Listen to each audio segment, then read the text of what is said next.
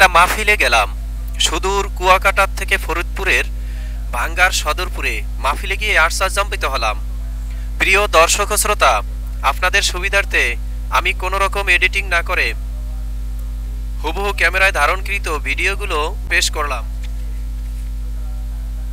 প্রিয় দর্শক ও শ্রোতা, মাহফিলের প্রধান অতিথি ও প্রধান বক্তা ছিল বিশ্ববরেণ্য আন্তর্জাতিক খ্যাতিসম্পন্ন মুফাসসির কোরআন আল্লামা মুফতি আমির হামজা কুষ্টিয়া। প্রিয় দর্শক শ্রোতা, স্টেজটি সাজানো হয়েছে জাঁকজমকপূর্ণভাবে এবং মাহফিলের মঞ্চ, মাহফিলের মাঠ, মাহফিলের সব কিছুই সুন্দর এবং জাঁকজমকপূর্ণভাবে সাজানো হয়েছে। আপনাদেরকে আমি মাহফিলের মঞ্চটি দেখাচ্ছি। এত সুন্দর করে সাজানো, এত জাঁকজমক করে সাজানো, কিন্তু এই মুহূর্তে মঞ্চে বা স্টেজে বা মাঠের মধ্যে যে সমস্ত মুসল্লিগণ রয়েছেন তাদের মনে শান্তি নেই, তারা খুশি নেই। কারণ এই মুহূর্তে মাগরিবের পরে, এই মুহূর্তে ভাঙ্গা থানার মধ্যে এখানে এই মুহূর্তে মাগরিবের পরে আলোচনা বয়ান করার কথা ছিল প্রধান বক্তার মুফতি আমির হামজা কুষ্টিয়ার, কিন্তু তিনি আসতে অনেক দেরি করতেছেন, এখন পর্যন্ত তিনি আসেন নাই। এর চেয়েও বড় আশ্চর্য বিষয় হলো এই মাহফিলকে কেন্দ্র করে শত শত দোকানপাটে ভরপুর হয়ে গেছে, যা মাহফিলের 3 গুণ বা 4 গুণের চেয়েও বেশি এলাকা জুড়ে রয়েছে, যা দেখে এলাকাবাসী আশ্চর্যান্বিত হয়েছে। দোকানপাটের এই ভিডিওটি যখন ধারণ করা হয় তখন মাঠের অবস্থা, বক্তা শুধু কথা বলতেছেন, শ্রোতা শূন্য মাঠ, মাঠে ফাঁকা জায়গা। এটা হলো আসরের পরের মুহূর্ত, আসরের পরের সময়ের মুহূর্তে এই মাঠের অবস্থা এই। এরপরে আমরা এই মুহূর্তে ধারণ করেছি মাঠের ভিডিও এবং স্টেজের ভিডিও। আপনারা স্টেজের সৌন্দর্য দেখছেন। এরপরে আমরা আপনাদেরকে নিয়ে যাব দোকানপাটের ভিডিও দেখার জন্য। মনোযোগ সহকারে দেখুন দোকানপাটের ভিডিও। অনেক কিছুর পসরা নিয়ে দোকান বসে।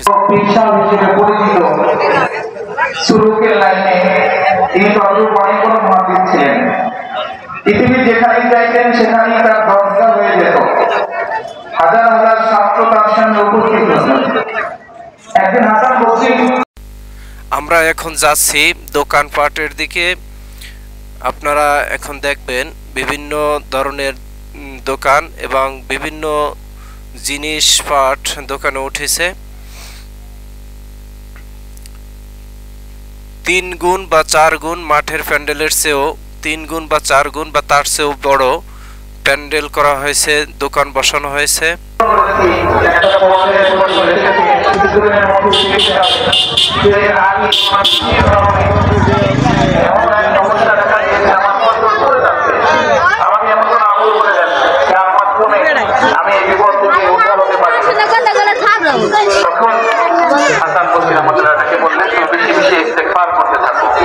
এরপর আবার দশ শুরু করেছেন, সামনে হাজার হাজার ছাত্র।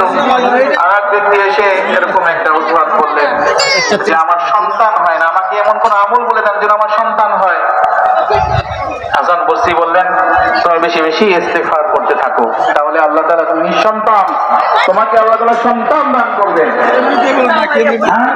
আর এক ব্যক্তি আসে, সে এসে বলে যে আমার ধন সম্পদ কম, আমি যত ইনকাম করি কোনো বরকত থাকে না, খরচ হয়ে যায়, যার কারণে আমি হজ করতে পারি না, ইসলামের অন্যতম স্তম্ভ যাকাত আদায় করতে পারি না। আমার জন্য এমন একটা আমল বলে দেন যার মাধ্যমে আল্লাহ রাব্বুল আলামিন যেন আমার ধন সম্পদকে বৃদ্ধি করে দেন, আর এবং আমি বিভিন্ন ধরনের হজ, যাকাত ইত্যাদি অন্যান্য ইবাদত করতে পারি।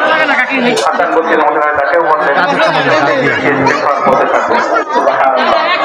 সামনে যখন ছোট ছাত্ররা ছিল তার মধ্যে থেকে একজন আলোচ করলো, আপনি 3 ব্যক্তি আসলো, 3জন ব্যক্তিকে 3 ধরনের সমস্যা নিয়ে আসলো, আপনি এক ধরনের সমাধান দিলেন, এটা কারণ এর মধ্যে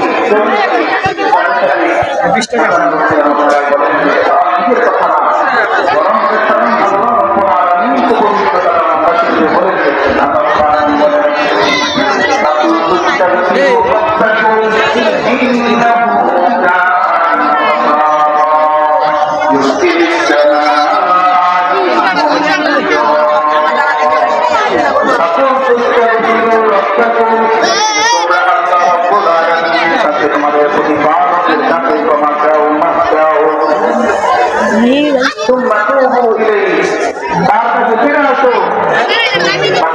ইস্তাগফিরু রাব্বাকুম ইন্নাহু কানা গফফারা, তিনি তোমাদেরকে মাফ করে দিবেন। ওয়া ইউরসিলিস সামাআ আলাইকুম মিদরারা, এবং তোমাদের উপর মুষলধারায় বৃষ্টি অবতীর্ণ করবেন। সুবহানাল্লাহ। ওই যে দিকটা আসছে বৃষ্টির জন্য এই ইস্তেগফার যদি কেউ করে আল্লাহ তাআলা মুষলধারায় বৃষ্টি দান করবেন। ওয়া ইউজিদকুম বিআমওয়ালিন ওয়া বানিন, এবং আল্লাহ রাব্বুল আলামিন ইস্তেগফারের বদৌলতে তোমাদের ওয়া ইউজিদকুম বিআমওয়ালিন ওয়া বানিন, তোমাদেরকে ধন সম্পদ দান করবেন, ওয়া বানিন, এবং তোমাদেরকে সন্তান সন্ততি দান করবেন। সুবহানাল্লাহ। এজন্য কেউ যদি সন্তান হয়ে থাকে এখন থেকেই বেশি বেশি ইস্তেগফার করা, আল্লাহ তাআলার কাছে মাফ চাওয়া, কারণ এই আয়াতে আল্লাহ তাআলা ঘোষণা দিয়েছেন বেশি বেশি ইস্তেগফার করলে আল্লাহ তাআলা ধন সম্পদ বলে ধন সম্পদ বৃদ্ধি করবেন, নেককার সন্তান দান করবেন। এজন্য ইস্তেগফারের দ্বিতীয় ইস্তেগফারের অন্যতম ফজিলত হচ্ছে আল্লাহ তাআলা ধন সম্পদ বাকিটা বৃদ্ধি করে দিবেন। 5 নম্বর হচ্ছে নাযিরাতুল আযাব, আল্লাহ তাআলা হটায় দিবেন। কোন এলাকায় যদি আল্লাহ রাব্বুল আলামিন আসমান থেকে কোন ধরনের আযাব অবতীর্ণ করে। এটি একটি আচারের দোকান, বিভিন্ন পদের আচার এখানে নিয়ে বসেছে। তেঁতুলের আচার, বড়ের আচার, জলপাইয়ের আচার, বিভিন্ন ধরনের আচার নিয়ে এখানে বসে আছে। এরপরে আপনারা দেখবেন সামনে যে দোকানটি আসছে, এই দোকানটি একটি পানের দোকান। বিভিন্ন ধরনের মশলা দিয়ে পান তৈরি এবং পানের পসরা সাজিয়ে বসেছে।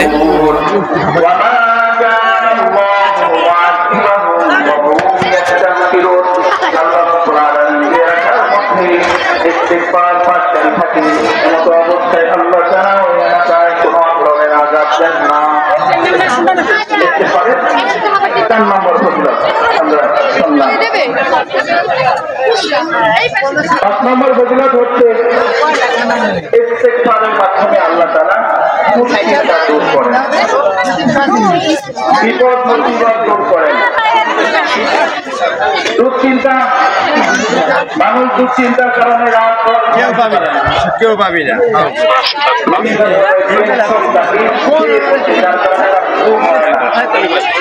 এর সমাধান কিন্তু কোরআনে পাকের মধ্যে আছে। এই কিতাবের মধ্যে আল্লাহ রাব্বুল আলামিন সব ধরনের সমাধান, সব সমস্যার সমাধান করে রেখেছেন। আলহামদুলিল্লাহ, ইবনে আব্বাস রাদিয়াল্লাহু তাআলা قال رسول الله صلى الله عليه وسلم من لزم الاستغفار جعل الله له من كل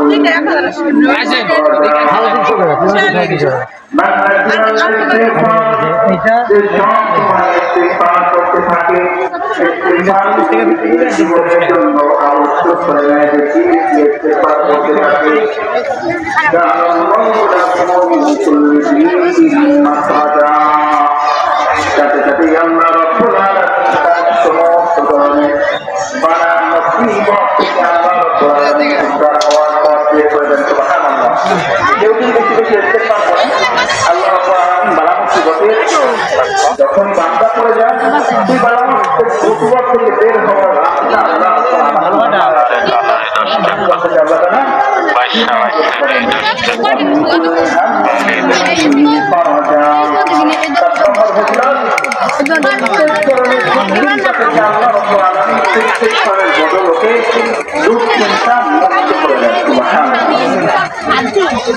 এজন্য বেশি বেশি ইস্তেগফার করতে হবে। 8 নম্বর হলো বান্দা যখন বেশি বেশি ইস্তেগফার করবে আল্লাহ রাব্বুল আলামিন বলেন আল্লাহ রাসূল বলেন আল্লাহ তাআলা তার জন্য এমন স্থান থেকে রিজিকের ব্যবস্থা করবেন লা ইয়াহতাসিব, সে কল্পনাও করবে না। সুবহানাল্লাহ। এটা হচ্ছে ইস্তেগফারের ফজিলত। এই হাদিসের মধ্যে এক নম্বর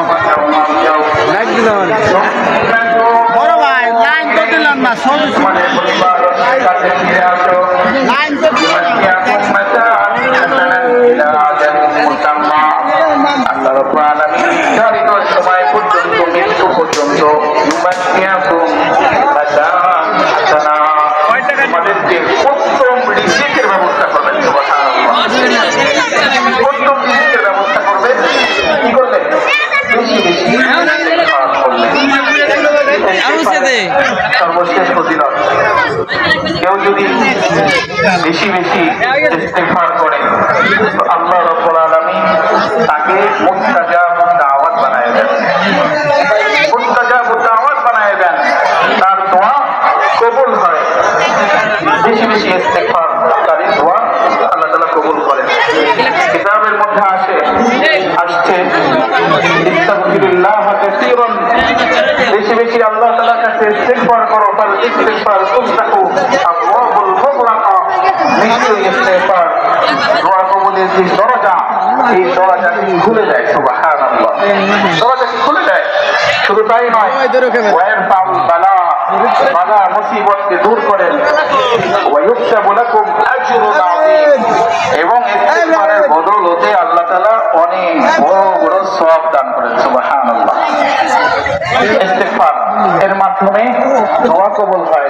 বান্দাকে আল্লাহ তাআলা মুস্তাজাবুদ দাওয়াত বানায় দেন। যে দোয়া করে সেই দোয়াই কবুল হয়।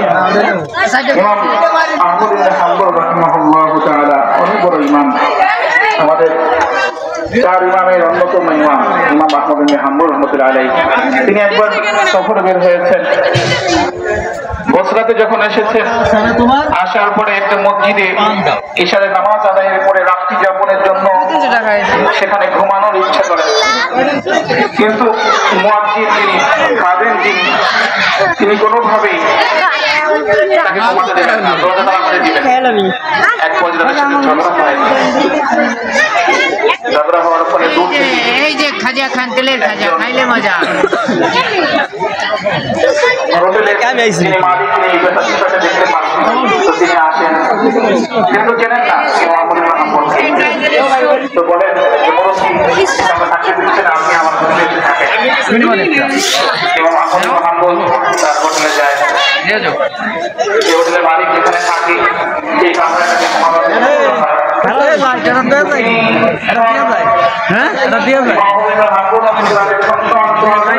লাগাই দেওয়া যাবে না,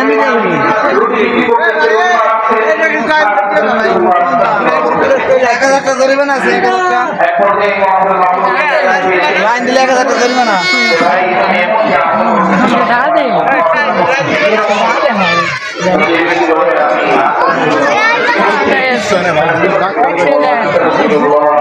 দেখলাম না